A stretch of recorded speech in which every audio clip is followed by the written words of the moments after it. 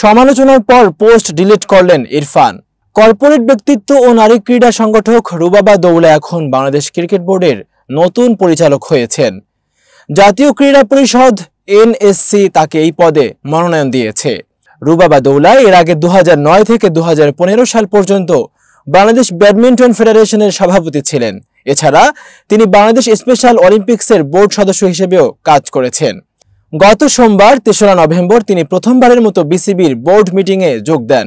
এরপরই অভিনেতা ইরফান সাজ্জাদ নিজের ফেসবুকে রুবাবার ছবি দিয়ে একটি পোস্ট করেন।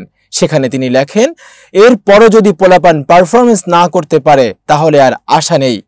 এই পোস্টটি অনেকের কাছেই ভালো লাগেনি। অনেক নেটিজেন একে অশালীন ও অসম্মানজনক বলে মন্তব্য করেন। ফেসবুক ব্যবহারকারী তুনাজ্জিনা শিকদার তুনা ইরফানের পোস্টের স্ক্রিনশট দিয়ে প্রতিবাদ জানিয়ে লেখেন, জনাব ইরফান সাজ্জাদ, দয়া করে আপনার স্ত্রী বা কোনো বোন থাকলে তাদের জিজ্ঞেস করুন তারা কি কর্মক্ষেত্রে এমন মন্তব্য শুনে স্বাচ্ছন্দ্য বোধ করবেন। এতক্ষণ বার্তা বৈঠকের সাথে থাকার জন্য ধন্যবাদ। নতুন নতুন তথ্য ও সংবাদ পেতে বার্তা বৈঠকের ইউটিউব চ্যানেল এবং ফেসবুক পেজের সাথেই থাকুন।